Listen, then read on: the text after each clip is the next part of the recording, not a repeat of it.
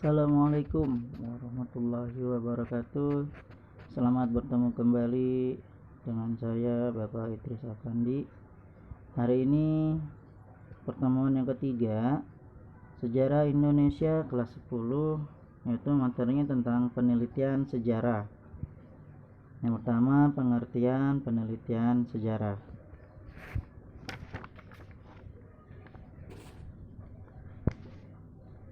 Pengertian penelitian sendiri adalah suatu proses investigasi yang dilakukan dengan aktif, tekun, dan sistematis, yang bertujuan menemukan, menafsirkan, dan merevisi fakta-fakta sehingga tercapai pengetahuan yang lebih mendalam mengenai suatu peristiwa, tingkah laku, teori, atau hukum.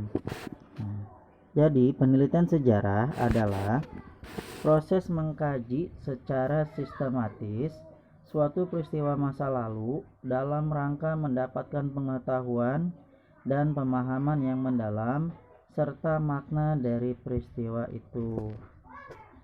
Yang kedua, langkah-langkah penelitian sejarah.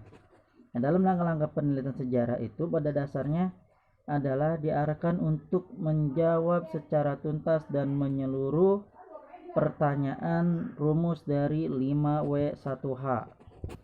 Nah, W yang pertama itu adalah what, artinya apa. Maksudnya adalah peristiwa apa yang terjadi. Nah, jadi peristiwa apa yang kita akan kaji. Yang kedua, W yang kedua adalah when, artinya kapan. Maksudnya adalah kapan terjadinya peristiwa itu. Nah, kalau berhubungan dengan kapan berarti ada waktu di situ. W yang ketiga yaitu where, artinya di mana. Maksudnya adalah di mana terjadinya peristiwa itu. Maksudnya adalah tempatnya. Tempatnya itu di mana peristiwa yang akan kita kaji atau akan kita teliti. W yang keempat itu adalah who, artinya siapa. Maksudnya siapa saja yang terlibat dalam peristiwa itu dan apa hubungannya dengan peristiwa tersebut.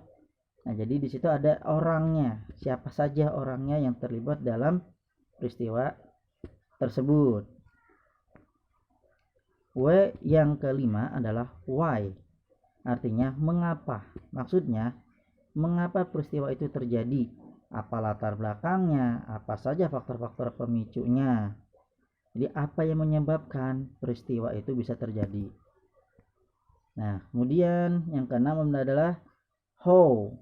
How artinya bagaimana. Maksudnya adalah bagaimana proses terjadinya peristiwa itu.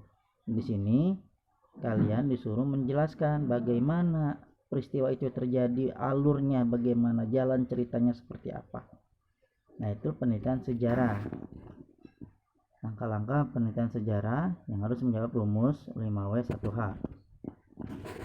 Nah, kemudian dalam penelitian sejarah ini kita harus mengikuti langkah-langkahnya juga, selain dari harus menjawab pertanyaan 5 tadi. Yang pertama adalah pemilihan topik. Nah, syarat-syarat pemilihan topik itu harus memenuhi hal-hal, yaitu yang pertama unik. Unik itu artinya topik yang dipilih mengundang rasa ingin tahu dan ketertarikan pembaca untuk membacanya. Jadi unik itu maksudnya adalah peristiwa itu harus bisa menarik para pembaca untuk mau membaca sejarah yang kita buat. Terus yang kedua adalah bernilai. Artinya permasalahan yang diteliti memiliki arti penting bagi perkembangan ilmu pengetahuan dan pada akhirnya berguna bagi masyarakat. Yang ketiga, kesatuan. Artinya unsur-unsur yang dijadikan bahan penelitian mempunyai satu kesatuan ide. Maksudnya itu adalah nyambung terus. Jadi nggak terpisah-pisah. Ceritanya nyambung terus, nggak pisah-pisah atau beda-beda.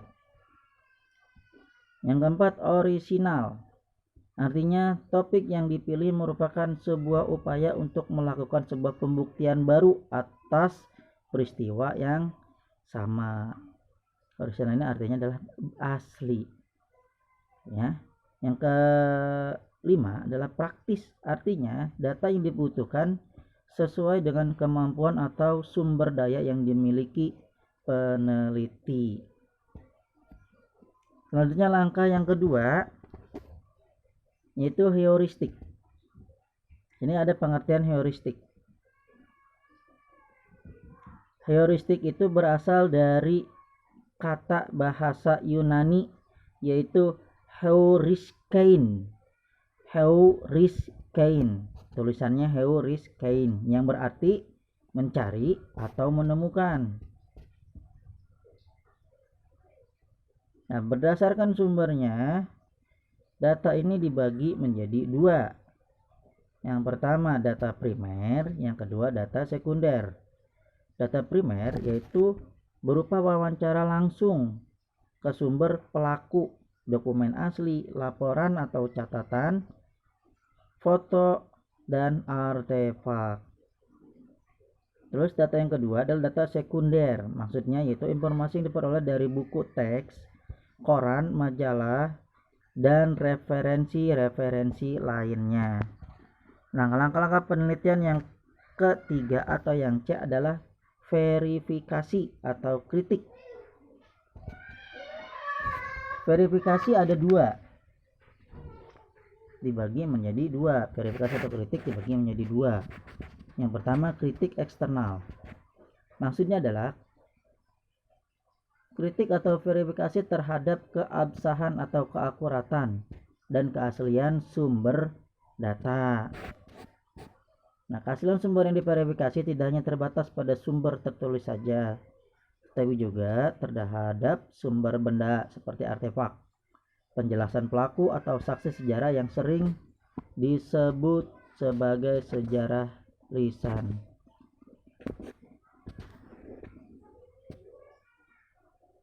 Yang kedua, kritik internal adalah kritik atau verifikasi terhadap kredibilitas atau kepercayaan data. Kritik internal ini umumnya terkait erat dengan keabsahan atau validitas dan makna data. Nah, langkah-langkah yang keempat adalah interpretasi. Nah, setelah diverifikasi, data lalu diinterpretasi. Di sini peneliti melihat keterkaitan di antara informasi-informasi yang dikumpulkan, disebut juga interpretasi sintetis. Melihat hubungan sebab akibat disebut interpretasi analisis, dan menarik benang merah atau membuat konstruksinya sendiri atas peristiwa tersebut. Yang terakhir yaitu historiografi. Historiografi maksudnya adalah pengertian historiografi ini berasal dari bahasa Latin yaitu historiographia. Atau historio berarti sejarah, narasi, dan graphia berarti penulisan. Jadi dalam tahap historiografi, fakta-fakta yang telah dikumpulkan, dikritik, dan diinterpretasikan kemudian disajikan dalam bentuk tulisan yang logis, sistematis, dan bermakna. Nah, demikianlah materi tentang pertemuan ketiga ini, yaitu tentang penelitian sejarah. Silakan apa yang tadi Bapak sampaikan kalian tulis di buku catatan sejarah Indonesia. Untuk tugasnya nanti menyusul, akan Bapak kirim soalnya. Terima kasih atas perhatiannya. Wassalamualaikum warahmatullahi wabarakatuh. Sampai bertemu di pertemuan yang selanjutnya.